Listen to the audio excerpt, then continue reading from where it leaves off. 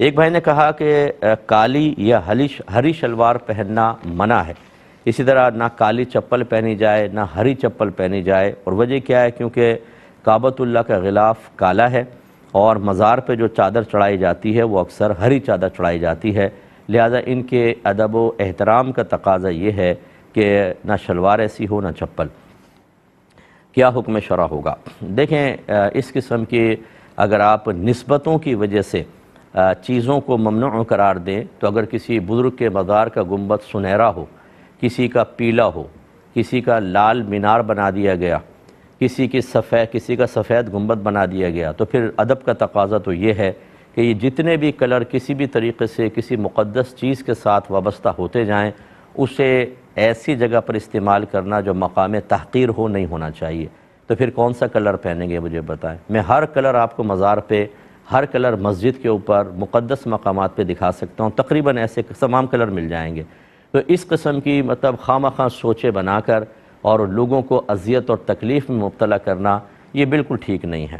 ہاں، دو چیزیں ہوتی ہیں، ایک یہ ہے کہ ایک شخص یہ کہتا ہے مجھے پسند نہیں ہے، میں کعبۃ اللہ کے غلاف کی نسبت سے نہیں کروں گا اور اس طرح نہیں کروں گا، وہ اپنی ذات کے لیے چاہے تو کر سکتا ہے، لیکن اس طرح کہ اس کی وجہ سے کسی اور کو اذیت اور تکلیف نہ پہنچے، نمبر ایک۔ اور نمبر دو، وہ اس کو معیار شرع نہ بنا لے، معیار عشق و محبت نہ بنا لے کہ جو اس معیار پہ پورا نہ اترا اس کو بے ادب کہنا شروع کر دے، بدتمیز کہنا شروع کر دے۔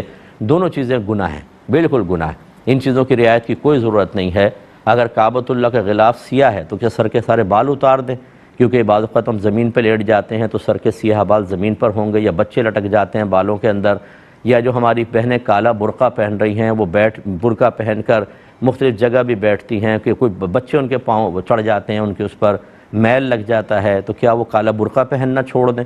تو یہ اس طرح کی جو قیودات بیان کی جاتی ہیں یہ ٹھیک نہیں ہوتی۔ پھر اس طرح سبزیاں کھانا چھوڑ دیں، آپ گھاس پہ چلنا چھوڑ دیں کیونکہ وہ گرین کلر کی ہوتی ہے۔ تو یہ خواہ مخواہ کی چیزوں کو اپنی سوچ اور فکر کے مطابق ادب قرار دے دینا، پھر اس کو ایسا معیار بنا دینا کہ لوگ یا اپنے متبعین کم از کم علماء کو بھی، فقہاء کو بھی، مشائخ کو بھی اس معیار ادب پہ پرکھتے ہوئے نظر آئیں، اور جو پورا اترتا نظر نہ آئے وہ کہیں کہ دیکھو یہ تو ان میں عشق ہی نہیں ہے، ہمارے پیر صاحب میں عشق ہے، ہمارے مفتی صاحب میں عشق ہے، ہمارے استاد صاحب میں عشق ہے۔ اس طرح کی باتیں شریعت بالکل پسند نہیں کرتی ہے۔ خلاصہ کلام یہ ہے کہ آپ کالا جوتا پہنیں، ہرا جوتا پہنیں، کوئی مسئلہ نہیں ہے۔ ہزارہا چیزیں آپ کے گھر کے اندر کالی اور ہری استعمال ہو رہی ہیں، اگر ادب کا تقاضا ملحوظ رکھنا ہوگا تو ان سب کو نکالیں، اور اسی طریقے سے پھر مزارات ایک وزٹ کریں اور جتنے بھی کلرز یوز ہو رہے ہیں سب کو نوٹ کرتے چلے جائیں، اور پھر ان چیزوں کو بھی گھر سے نکالیں، وہ کلر یوز نہ کریں۔ پھر آپ دیکھ لیں زندگی تنگ ہو جائے گی۔ چند ایک چیزوں کو معیار بنا لیں، باقی دوسری چیزوں میں خود سب کچھ کرتے رہیں، کوئی مسئلہ نہیں ہے۔